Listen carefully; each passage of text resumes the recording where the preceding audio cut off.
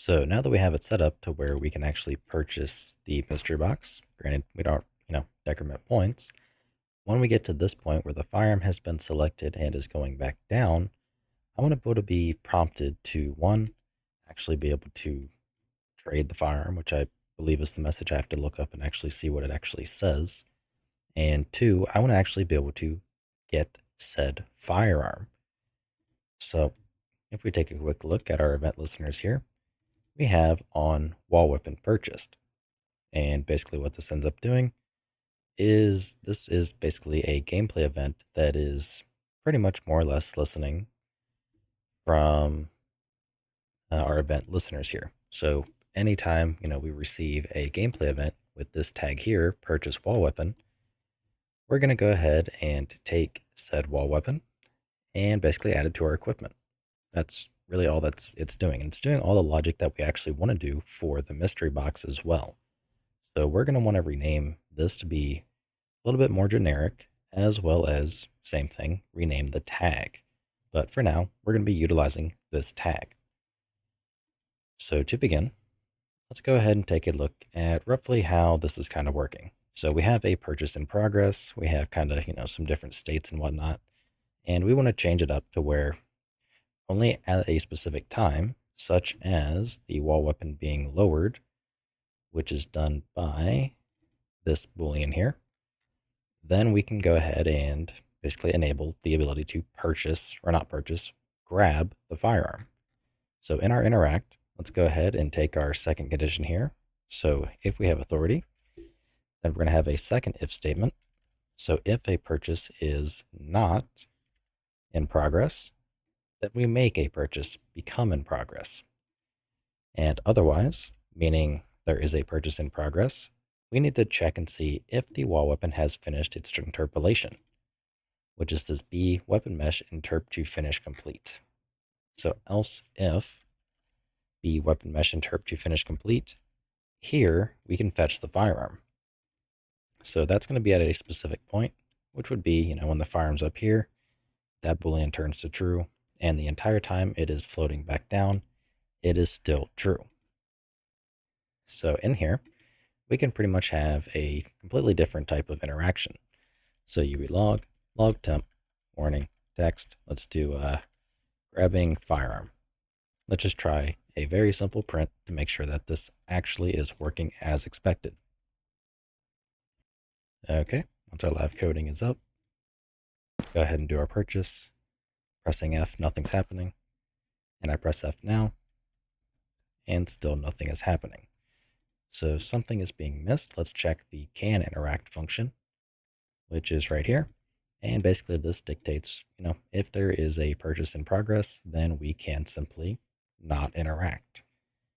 So in our case, we more or less kind of almost need to do away or swap this kind of logic, because for the initial purchase, this condition here needs to be true. But for grabbing the weapon, we don't need to know about points. We don't need to know about, if the purchase is in progress. We do need to know about who the interacting actor is, because we don't want other people to, take our firearm from the box, but we'll get into that later. So in our case, we're going to have a separate set of conditions. So let's go ahead and try to figure that out. So if there is not a purchase in progress and, our points is greater than or equal to cost, or the weapon mesh, interp to finish complete is true. And we also need to take into account this here. So I like wrapping everything into braces, in my opinion. It just makes it a little more readable. So if there is not a purchase in progress and we have enough points to buy the box, great. This returns true. This condition is never checked, and we can interact. If this is false, we check this. Okay, is there a purchase in progress? And has the mesh interp finished, reached its finished destination? So, has the firearm gotten all the way up here and started to interpolate down, basically. That's really all it's trying to say. So let's give it a try. Pressing F, nothing's happening. Press F again, and you can see we are now getting our grabbing firearm print, which is good. let's head back down here, and here we can actually do the logic.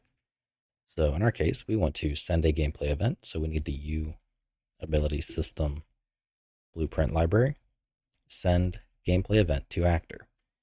So the actor being the interacting actor, the event tag is going to be this wall weapon purchase tag.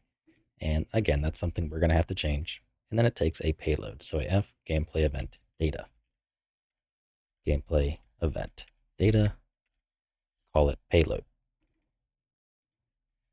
So let's go ahead and include our tags at the top, which, let's see, we are in the mystery box module. We are adding the core module, so it should pick up the wall weapon. There we go. So make sure to include the ability system blueprint library and data tags gameplay event tags.h.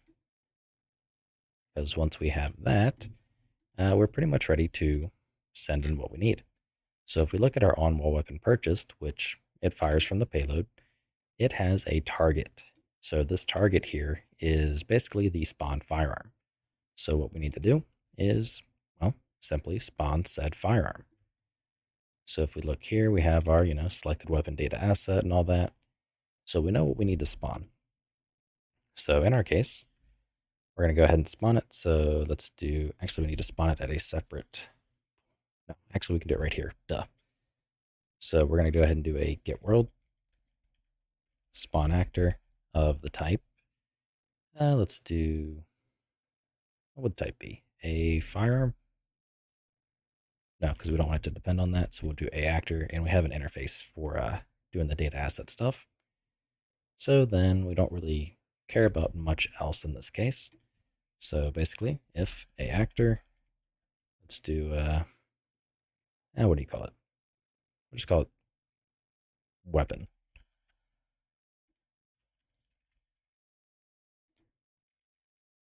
So we have the weapon. However, we need to tell it to be a different type because we can't use the actor class. So we need to notify it that it is where is it? A firearm.h. So we need to go to our build.cs and add a dependency to our weapon module.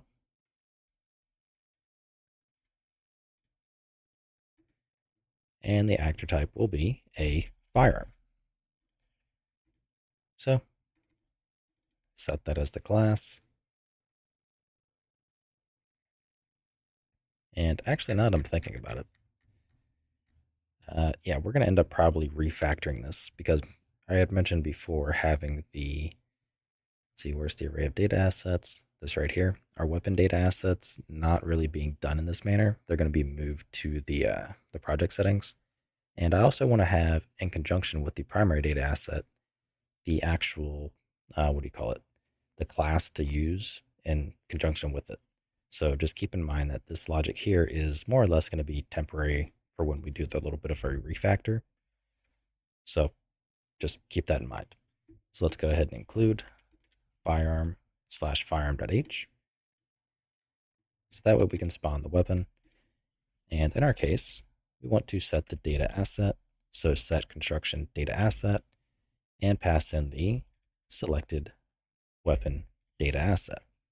And that should take care of pretty much constructing it. So now in our payload, we want to set the target to equal the weapon. And that's pretty much it.